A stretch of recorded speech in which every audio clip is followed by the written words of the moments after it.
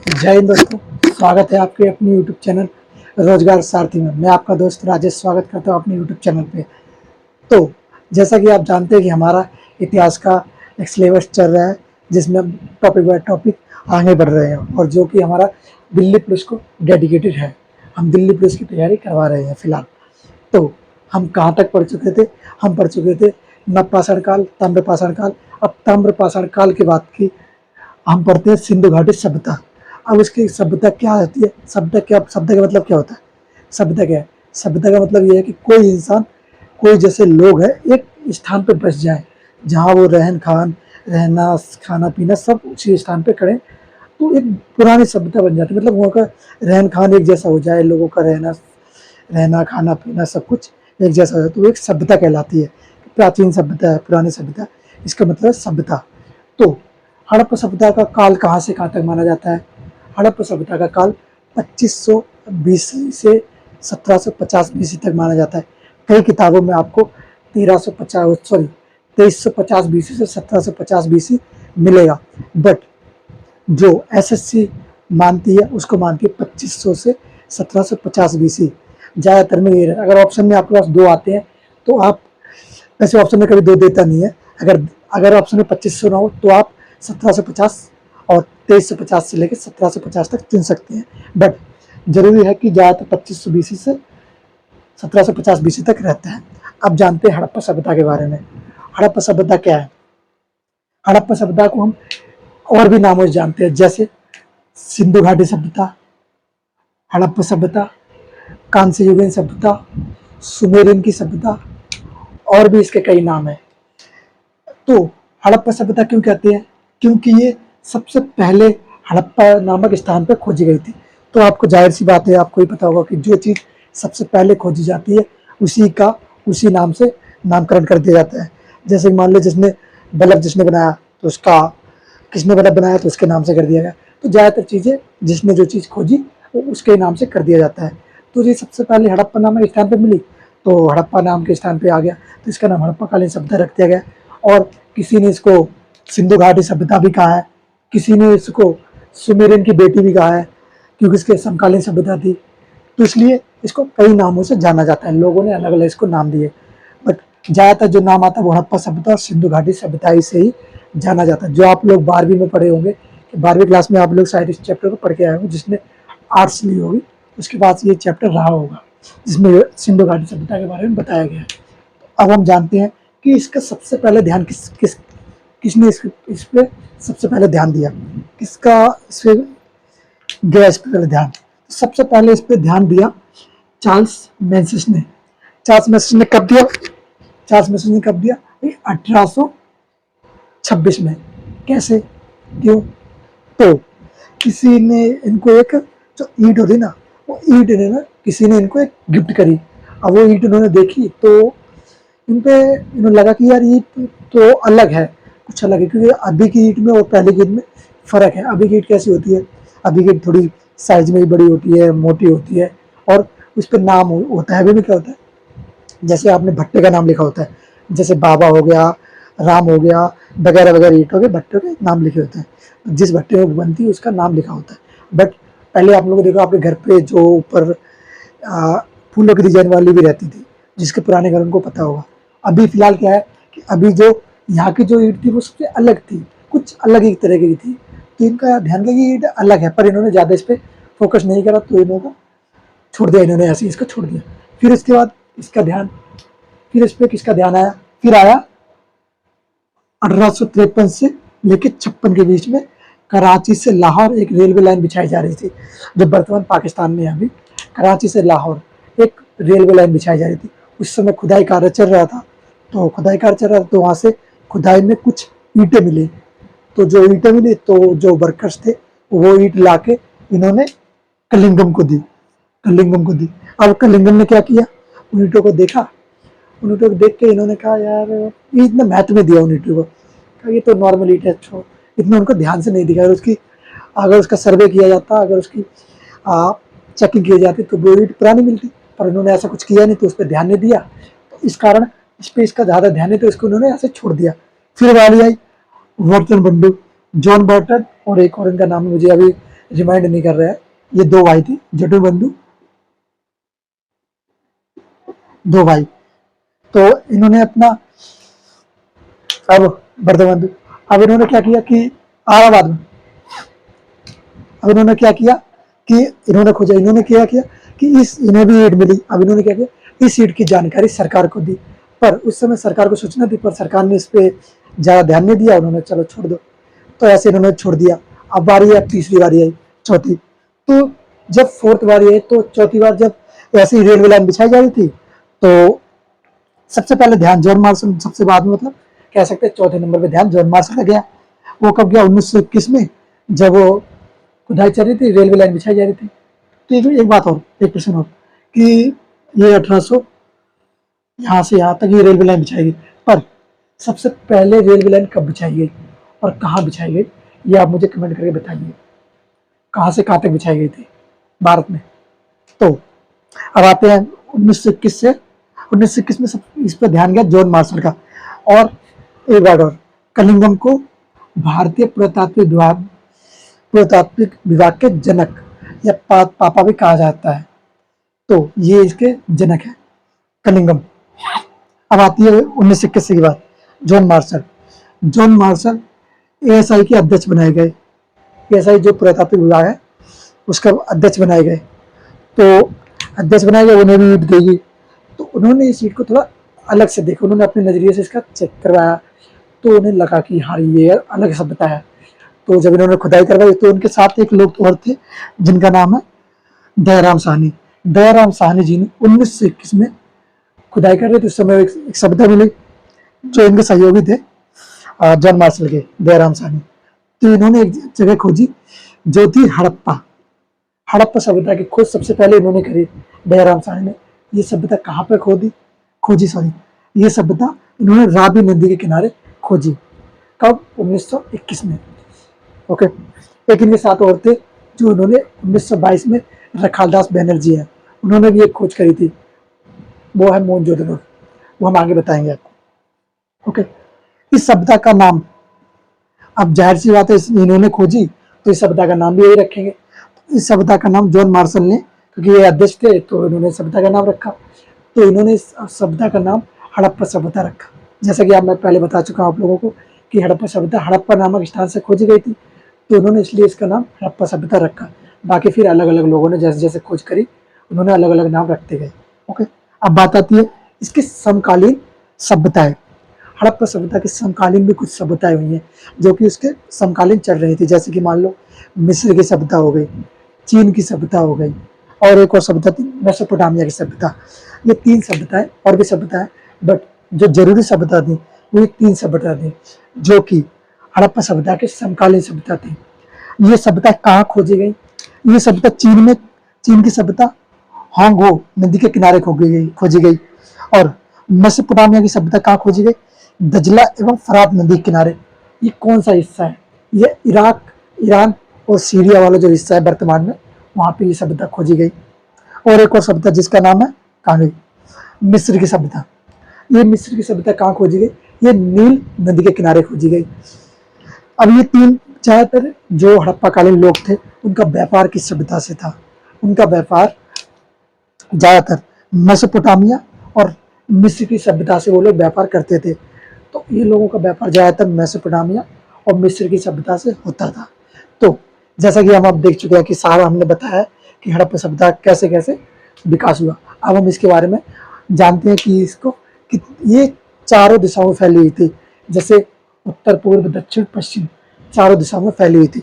अब इसका चारों दिशाओं का ज्ञान लेते हैं कि कौन कौन सी दिशा में कहाँ कहाँ फैली थी। जैसे जम्मू कश्मीर हो गया, ये नीचे हो गया, और ये इधर हो गया, ये इधर हो गया। तो ये 4 दिशाओं में फैली हुई थी। अब उसके बाद जय दोस्तों, तो हम जानते हैं अब कि ये 4 दिशाओं में फैली हुई सभ्यता थी।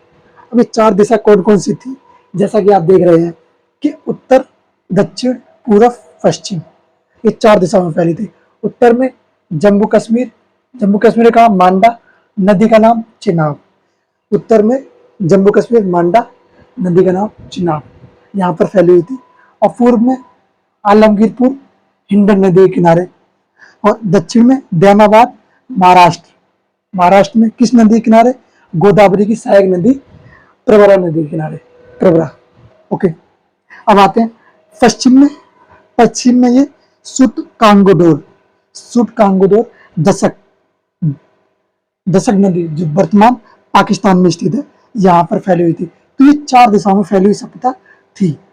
इसका बड़े बड़े देशों के साथ व्यापार था, जैसे कि इराक, ईरान, सीरिया, मिस्र और मेसोपोटामिया, इन देशों के साथ व्यापार भी करते थे ये लोग। तो ये तो हो गया जम्मू कश्मीर का, ये आलमगीरपुर उत्तर प्रदेश, ये महाराष्ट्र और ये पाकिस्तान और वर्तमान ये जम्मू कश्मीर। तो ये 4 दिशाओं में फैली हुई सभ्यता थी। अब जानते हैं कि इसके आगे के भाग को कुछ हम थोड़ा बहुत जानेंगे। इसकी लिपि कौन सी थी और ये कहाँ कहाँ फैले थे, इसके स्थान, इसकी नदियाँ, वो हम आगे आगे जानेंगे।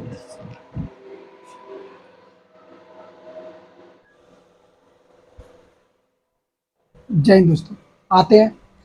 कल तक हम अभी तक हम पढ़े थे कि अ, सिंधु घाटी सभ्यता कितने भागों में डिवाइड किया गया, मतलब उसकी चौकोर जो स्थिति थी, उत्तर, पूर्व, दक्षिण, पश्चिम।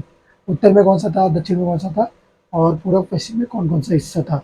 तो अब हम जानते हैं थोड़ा उसके कुछ पॉइंट, जो कि सबसे पुराना स्थल या उसकी लिपि, ये सब हम जानते हैं। उसके थोड़े कौन कौन से पॉइंट और इम्पोर्टेंट है जो हमारे पेपरों में आना हो सकता है उनका। तो चलिए जानते हैं। सबसे प्राचीन नगर, सिंधु घाटी सभ्यता का सबसे प्राचीन नगर जो कि वर्तमान भारत में है, भारत में। अभी एक और है जो पाकिस्तान में है, पर भारत की बात करें तो अभी भारत में जो है उसकी बात करते हैं पहले। सबसे प्राचीन नगर जो भारत में है वो है भिडराड़ा। भिडराड़ा ये कहाँ पे है, ये है हरियाणा में। ये जब इसकी खोज हुई तो ये पता चला कि ये कितना साल पुराना है। तो इसकी जब खोज हुई तो ये पता चला कि ये 7500 बीसी पूर्व, मतलब 7500 साल पुराना है। तो अभी के साल से जोड़ा जाए तो हम बोल सकते हैं कि करीब 9523 साल पुराना है। जैसे मतलब जोड़ने का तरीका क्या है कि अभी जो हमारा 2023 चल रहा है, इसमें 75 से प्लस कर दो तो 9523 वर्ष। अभी वर्तमान जो इसकी आयु है वो है 9523 वर्ष। तो ये हो गया इसकी।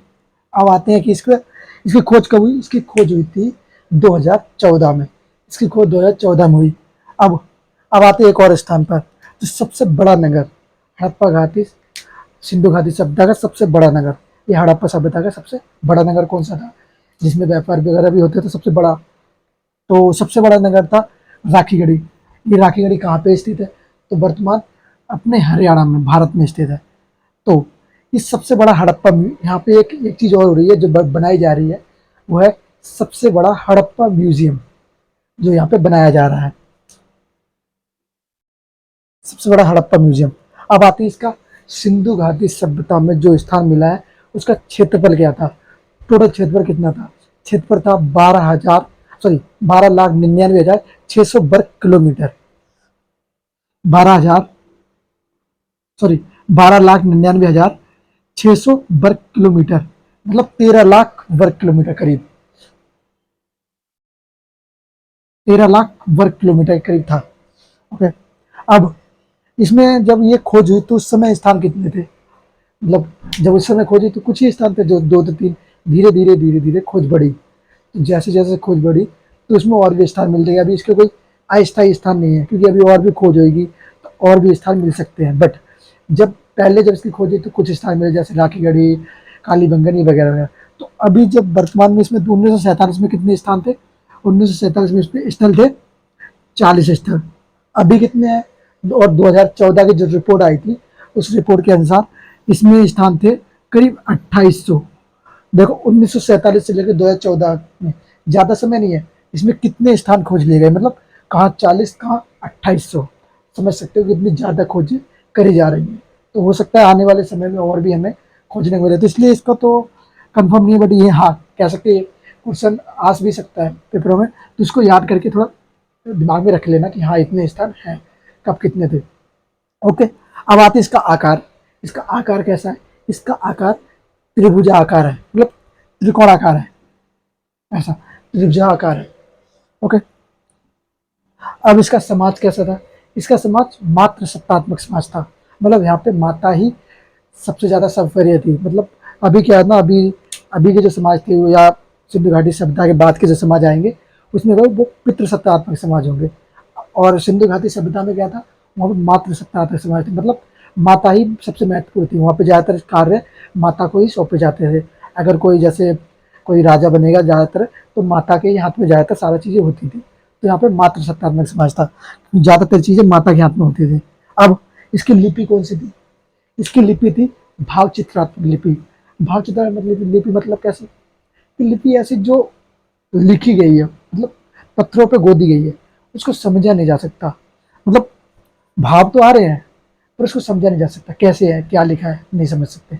तो इसको चित्रकार लिपि भी कहते हैं, जो कि जिसको पिक्टोग्राफी भी कहा जाता है। किसका प्रयोग करके लिखी है? पिक्टोग्राफी का प्रयोग करके लिखी गई। ओके। अब ये अपठनीय है। अपठनीय मतलब इसको पढ़ा ही नहीं जा सकता। क्यों? क्योंकि ये ऐसी, जैसे मानिए ये कुछ बना दिया मैंने, अब वो ये क्या है, ये आप बता सकते हो क्या है? नहीं ना। तो ऐसे ही वो लिपि है जिसको नहीं समझा जा सकता कि कैसा लिखा है। अब हम अगर उनकी भाषा में ये हो सकता है आप कहाँ जा रहे हो, तो ये उनकी भाषा में है ना, पर हमें थोड़ा ना पता है इसका मतलब क्या है कि आप कहाँ जा रहे हो।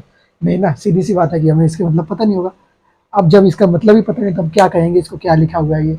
नहीं ना। अभी तो हमारे पास क्या है ना, जैसे मैं ये लिख रहा हूँ, ये कौन सी लिपि है? ये लिपि जो हम लिख रहे हैं ये कौन सी लिपि है? और इंग्लिश में जो लिखते हैं वो कौन सी लिपि होती है ना? तो हमारी जो लिपि है वो अलग है, और ये जो लिपि है इनकी कुछ अलग थी, तो इसको हम नहीं समझ सकते हैं ऐसी। तो अच्छा, अब आते हैं, ये तो हो गया, लिपि हो गई। अब आते हैं हम इस, ये लोग पूजा किसकी करते थे? पूजा, अच्छा ये लोग पूजा किसकी करते थे? ये लोग पूजा करते थे पशुपति की और मातृ देवी। अब मातृ देवी की पूजा करते थे, तो पशुपति इनके कौन थे? शिव जी, जो कि पशुपति इनको बोला गया है कि शायद शिव जी इनके मतलब आराध्य थे, जो इनको, ये लोग उनको पूछते थे। तो मातृ देवी, वहाँ पे मातृ देवी की मूर्ति मिली है, जो कि मातृ देवी की मूर्ति है। और ये लोग ना उर्वरता की देवी को और पूछते हैं। उर्वरता मतलब जो किसान होते हैं ना, जहाँ खेती होती है उस जगह पे खेती जुआड़ी करते हैं, तो उर्वरता की देवी कहलाया जाता है। तो ये लोग, आप लोग सोचे थे इनका दिमाग कितना चलता था उस समय, ये लोग भी विकास कर रहे थे। आप समझो कि जो व्यक्ति मतलब कृषि की पूजा कर रहा हो, मतलब पॉजिटिव की पूजा कर रहा हो, नेगेटिव की ना पूजा करते, पॉजिटिव किया, तो इसकी बुद्धि कितनी विकसित हुई होगी उस समय की। तो हम ऐसे ऐसे देखेंगे कि लोग कैसे कैसे विकसित हो रहे हैं। अब इनकी बुद्धि का विकास हम यहीं से जान सकते हैं कि इतना विकसित है ये लोग। अभी हम और जानेंगे कि ये लोग जो जल निकास प्रणाली थी वो कितनी अच्छी थी। अभी जो हम लोग सोचते हैं वो लोग पहले कर चुके हैं ये लोग, तो कितनी अच्छी इन लोगों ने सोच रखी होगी उस समय की। तो अब जानते हैं कि यहाँ पे पवित्र पशु कौन सा था उनका? पवित्र पशु भी होगा कि हर चीज़ जरूरी है कि थोड़ा बहुत सब, ये सबकी कुछ ना कुछ चीज़ें होती हैं, तो इनका पवित्र पशु भी रहा होगा। तो जैसा कि हमने जब खुदाई करी तो वहाँ पे कुछ प्रूफ मिले, तो हमने कहा हाँ ये लोग इन लोगों का पवित्र पशु है। तो ये पवित्र पशु इनका क्या था? कुबड़ वाला बैल। अब कुबड़ वाला बैल कौन सा होता है? जो लोग गाँव से होंगे वो लोग समझते होंगे भाई, कुबड़ वाला क्या बैल कौन सा होता है। आप लोग गए होंगे खेती बाड़ी में, कभी खेत में गए होंगे या सड़क से जा रहे होंगे तो आपको दिखा होगा। कुबड़ वाला मतलब कैसा? ये जो बैल होता है ना, मान लो ये बैल है, मैं बना नहीं पा रहा, ढंग से देख कर लेना। ये उसके कुबड़ होता है ना ऊपर, इसको बोलते हैं कुबड़ वाला बैल। तो ये कुबड़ वाला बैल हो गया। तो ये लोग उनका इनका पवित्र पशु था। पवित्र मतलब जिसकी पूजा ये लोग पवित्र मानते हैं। जैसे अपने में हम गाय का पवित्र को मानते हैं, कोई किसी को पवित्र मानता है, कोई किसी को पवित्र मानता है। हर व्यक्ति का, हर धर्म का अलग अलग पवित्र पशु है। तो जैसे किसी का कोई किसी का कोई अलग अलग पशु है, तो ऐसे ही इनका उस समय का क्या था? पवित्र पशु था कुबड़ वाला बैल। ओके। अब हम थोड़ा जानते हैं, इन लोग व्यवसाय भी करते थे। तो व्यवसाय क्या करते थे? आयात और निर्यात। व्यवसाय को हम व्यापार भी कहेंगे।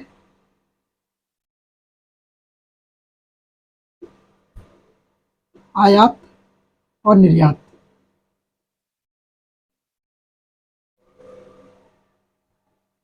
आयात और निर्यात करते थे। अब इसको हम आयात और निर्यात ना कह के व्यवसाय कहेंगे, क्योंकि अब व्यापार कहेंगे, क्योंकि व्यापार ना ज़्यादातर जो हमारे क्वेश्चंस आए हैं या दिल्ली पुलिस ने पूछे हैं ज़्यादातर क्वेश्चन, उसमें व्यापार ना कह के वो व्यवसाय ना कह के उन्होंने व्यापार पूछा है कि सिंधु घाटी सभ्यता में क्या लोग व्यापार करते थे? जी हाँ। किससे करते थे? मिस्र और मेसोपोटामिया की सभ्यता, जो पहले पढ़ चुके हैं कि वो व्यापार कहाँ से कहाँ तक करते थे। तो ये लोग मिस्र और मेसोपोटामिया की सभ्यता से व्यापार भी करते थे। तो इसके प्रूफ हमें कहाँ से मिलते हैं? मिस्र और मेसोपोटामिया की सभ्यता से, जो इसके समकालीन भी और व्यापार भी करते थे। तो हम व्यापार के भी प्रूफ मिलते हैं। ओके, अब जानते हैं थोड़ा, इसको मिटा देते हैं फिर मैं बताता हूँ।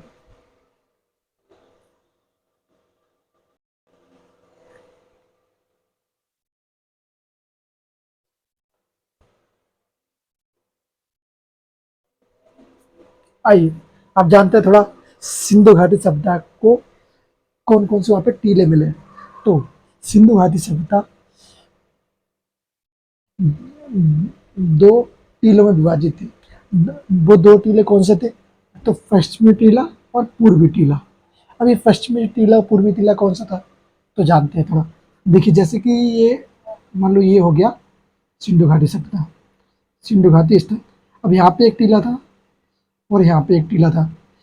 हाँ, थोड़ा जानते पहले जानते। अब बहुत से लोग ये पूछेंगे कि सर टीला क्या होता है? टीला वो होता है जमीन से उठा हुआ स्थल, मतलब थोड़ा ऊंचा स्थल बनाया जाए जिसको कहते हैं टीला। एक बहुत जैसे होता है ना गांव में, शायद आप लोग समझ जाए, गांव में जो होता है गोबर, गोबर को जब एक जगह डाल दिया जाए टीला सा बन जाता है। पहाड़ पे जाओ तो पहाड़ एक टीला सा होता है, तो उसको बोला टीला, जो कि ऊंचा हो, जमीन से उठा हुआ स्थल, उसका टीला। अभी टीले थे तो दो, जैसे सिंधु घाटी सप्ताह में दो टीले में विभाजित थी। तो दो टीले कौन से थे? तो पहला वेस्टर्न और दूसरा ईस्टर्न, मतलब पश्चिमी टीला और पूर्वी टीला। पूर्वी टीला। अब पश्चिमी टीले में कौन लोग रहते थे, पूर्वी टीले में कौन लोग रहते थे? पश्चिमी टीले में,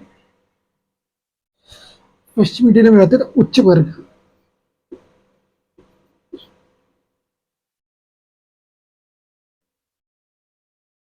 उच्च वर्ग। और पूर्वी टीले में कौन सा रहते थे? निचला वर्ग, या कह सकते हैं श्रमिक वर्ग।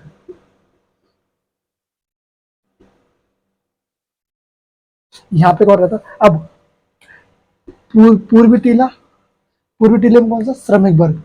और पश्चिमी टीले में उच्च वर्ग। ये दो लोग रहते थे। तो उच्च वर्ग जो थोड़े ऊंचे कद के थे, जिसमें ऊंचे कद के नहीं बोल सकते, सॉरी, जो पैसे में बड़े थे, रुतबे में बड़े थे। जो थोड़ा नीचे वर्ग हो, जैसे श्रमिक वर्ग हो तो मजदूर वर्ग हो गया, ये राजा वगैरह कह सकते हैं इनको हम। तो जैसे ये ऊंचे पद वाले लोग थे तो इसको कहते हैं उच्च वर्ग। जो बड़ा पद रहते हैं वो ऊपर रहते हैं। जैसे यहाँ पे अभी हम बोल सकते हैं कि, जैसे कि एक उदाहरण ले सकते हैं कि क्या उदाहरण है कि एक राजा है, राजा की प्रजा क्या है? वो नीचे रहती है। राजा क्या है? वो ऊपर रहेगा महल में। तो ऐसे हम कह सकते हैं ये महल का बोल सकते हैं उच्च वर्ग, और ये नीचे श्रमिक वर्ग। अब महल में राजा के उच्च वर्ग मतलब जितने उसके मंत्री होंगे, जो भी होंगे, सैनिक वैनिक, सब वहीं पे आते हैं, तो उसके उच्च वर्ग में आते हैं। राजा रानी, उनके भाई होंगे, सारे उच्च वर्ग होंगे इसमें। तो ऐसे मान सकते हैं, इसको समझ सकते हैं एक उदाहरण के तौर पर। श्रमिक वर्ग। अब ये उच्च वर्ग को क्या होता था यहाँ पे, तो उनकी सुरक्षा भी होती थी यहाँ से। ये ऊंचे में था तो सुरक्षा भी इनको मिलती थी। नॉर्थ, साउथ, ये हो गया इसमें वर्ग में डिवाइड थी। ओके, अब थोड़ा, अब आते हैं थोड़ा हम आगे। अब हम जानेंगे कि इसकी एक चीज बताना भूल गया था मैं आपको, कि इसकी लिपि भावचित्र मार्ग है, ये तो पता था। पिक्टोग्राफी का प्रयोग करके लिखी जाती है, पर ये कैसे लिखी जाती है? अभी हम ये कैसे लिख रहे हैं? ये हम लेफ्ट टू राइट लिख रहे हैं, बट वो लोग कैसे करते थे? वो लोग राइट टू लेफ्ट लिखते थे, मतलब लेफ्ट टू राइट। अभी हम क्या लेफ्ट टू राइट इधर से लिख रहे हैं, पर वो लोग कहते हैं इधर से ऐसे लिखते थे, राइट टू लेफ्ट। मतलब मैं यहाँ से लिखना शुरू करूँ यहाँ से, तो ऐसे नहीं लिखते। अभी हम वो लोग ऐसे लिखते हैं, अभी हम कैसे लिखते हैं? ऐसे, ऐसे लिखते हैं। तो वो लोग क्या करते हैं? इधर से इधर, राइट टू लेफ्ट। अगर हम कहें तो आपका क्या होगा? वो लोग इधर से इधर लिखते थे। अगर मैं कहूँ कि ये मेरा राइट है तो मैं इधर से लिख के इधर से लिखता था, और ये मेरा लेफ्ट हो गया। तो ऐसे वो लोग लिखते थे। तो मैं कह सकते हैं कि वो लोग लिखने की लिपि कौन सी थी, वो कैसे लिखते थे? तो right to left, R to L, सीधे हाथ से उल्टे हाथ की तरफ। और हम कैसे लिखते हैं? उल्टे हाथ से सीधे हाथ की तरफ, हम लेफ्ट टू राइट लिखते हैं। तो ये था। अब हम थोड़े इसके स्थानों के बारे में जानेंगे कि इसके स्थान कौन कौन से, किसके स्थान पे क्या क्या चीज़ें मिली हैं और कैसे कैसे मिली हैं। तो चलिए शुरू करते हैं, थोड़ा इसके बारे में जानते हैं। आइए दोस्तों, सॉरी एक चीज़ भूल गया था बताना आप लोगों को, फिर इसके बाद ये शुरू करते हैं। मैं बताना भूल गया था कि ये जो स्थान था, एक स्थान और था सिंधु घाटी में जो कि 3 टीलों में स्थित था, 3 टीलों में विभाजित था। वो कौन सा स्थान था? वो स्थान था धोलावीरा, जो कि 3 मतलब 3 हिस्सों में विभाजित था। तो आप प्रश्न आ सकता है 3 टीलों वाला नगर कौन सा था? तो 3 टीलों वाला नगर धोलावीरा था। अगर पूछा जाए कि 3 टीलों वाला नगर कौन सा था, तो धोलावीरा। और 3 टीलों को किस किस नाम से जाना जाता? तो दुर्ग टीला, मध्य टीला और निचला टीला। दुर्ग जो ऊपर वाला, मध्य जो बीच वाला, निचला जो नीचे वाला। ऊपर वाले में कौन से लोग रहते थे? जो कि उच्च वर्ग थे। नीचे वाले में श्रमिक वर्ग, और उससे नीचे वाले में नॉर्मल लोग जो आते थे। तो ये हो गया इसका स्थान। ये जो हम बताना भूल गए तो अब बता दिया। अब आते हैं सबसे इम्पोर्टेंट और जरूरी प्रश्न, जो कि प्रश्न पूछा ही जाता है किसी न किसी शिफ्ट में, एक न एक प्रश्न पूछा ही जाता है। जैसे कि सिंधु घाटी सभ्यता के प्रमुख स्थल सॉरी एक बार प्रमुख स्थल कौन सा था? जैसे आप लोग, मैंने ये बनाया वैसे आप लोग बना लीजिएगा अपने नोट्स में। जैसे जगह, वर्ष, नदी, खोज व स्थल। सॉरी, जगह, वर्ष, नदी, खोज, स्थल। तो कौन सी जगह है, कौन से वर्ष में हुआ, कौन सी नदी पे हुआ, किसने किया, और स्थान कौन सा था? तो अब चलिए शुरू करते हैं। तो पहला हड़प्पा। हड़प्पा ये किस नदी पे हुआ? ये रावी नदी पे हुआ। कब हुआ? सॉरी, रावी नदी पे हुआ। कब हुआ? 1922 में हुआ। किसने किया? दयाराम साहनी ने। ये वर्तमान कहाँ पे है? ये पाकिस्तान में है। तो ये हो गया 1921, रावी नदी, दयाराम साहनी, पाकिस्तान। अब आते हैं मोहनजोदड़ो। मोहनजोदड़ो की खोज कब हुई? मोहनजोदड़ो की खोज हुई 1922 में। और ये किस नदी पे किनारे है? ये सिंधु नदी के किनारे है। और ये किसने खोजा? ये आरदी बनर्जी, मतलब रखालदास बनर्जी। ये वर्तमान कहाँ पे है? ये वर्तमान पाकिस्तान में है। अब आते हैं चुहुंडड़ो। चुहुंडड़ो इसकी खोज कब हुई? 1934 में। ये वर्तमान कहाँ पे है? वर्तमान पाकिस्तान में है। इसकी नदी कौन सी है? सिंधु नदी पर। खोजकर्ता कौन से है? खोज करता है मजूमदार। जैसा कि आप देख रहे हैं मजूमदार खोज करता है। मजूमदार कहाँ पे है? वर्तमान पाकिस्तान। ये तीनों स्थान पाकिस्तान में है। अगर प्रश्न पूछा जाए कि वो स्थान कौन से, जो 3 स्थान कौन से जो पाकिस्तान में है, और ये 3 स्थान इंपॉर्टेंट, ये 3 स्थान ना बहुत इंपॉर्टेंट है, क्योंकि सबसे पहले खोजा गया स्थल यही है हड़प्पा, जो कि 1921 में खोजा गया। किसने खोजा था? दयाराम साहनी ने। किसकी सहायता के, किसकी मतलब अध्यक्षता में? वो कौन थे? जॉन मार्शल की अध्यक्षता में। ओके, तो ये कब खोजा था? 1921 में। ये वर्तमान कहाँ है? पाकिस्तान में। पाकिस्तान में कैसे अभी जा रहा था? क्योंकि उस समय पाकिस्तान भारत में था। तो जब उस समय खोजकर्ताओं ने खोजा तो ज़्यादातर स्थान पाकिस्तान में ही उनकी उस समय की सभ्यता बसी हुई थी। तो ज़्यादातर स्थान पाकिस्तान में, पर कुछ स्थान भारत में भी, जैसे धौलावीरा हो गया, राखीगढ़ी हो गया, ये सब स्थान भारत में भी, कालीबंगन हो गया। अभी हम इसके बारे में और आगे जानेंगे। तो ये मैं मिटा देता हूँ, फिर और लिखते हैं।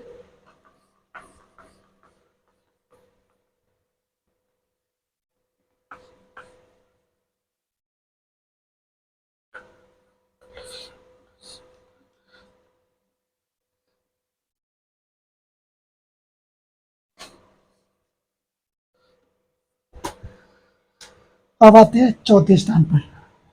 ये एक बार रह गया, 1-2 स्थान और है, वो हम अगली वीडियो में करेंगे। और इसके कुछ प्रमुख स्थल और भी हैं, वो भी हम, जो नए हैं, जो अभी खोजे गए हैं, उनका हम अगली वीडियो में डिस्कशन करेंगे। तो आपको अगर वीडियो अच्छी लगी हो तो लाइक करें, कमेंट करें, सब्सक्राइब करें। और अगर वीडियो अच्छी लग रही है तो आप लोग मुझे कमेंट में ज़रूर बताइए, और बुरी लग रही है फिर बताइए। जैसा आपको लगता है वैसे बताइए, हमें सजेशन दीजिए कि हम और क्या इंप्रूवमेंट कर सकते हैं इस वीडियो में। तो जैसा कि आप देख रहे हैं, अभी ब्लैक बोर्ड मेरे पास यही अवेलेबल है, वाइट बोर्ड, तो ये मैं इस पर कर पा रहा हूँ।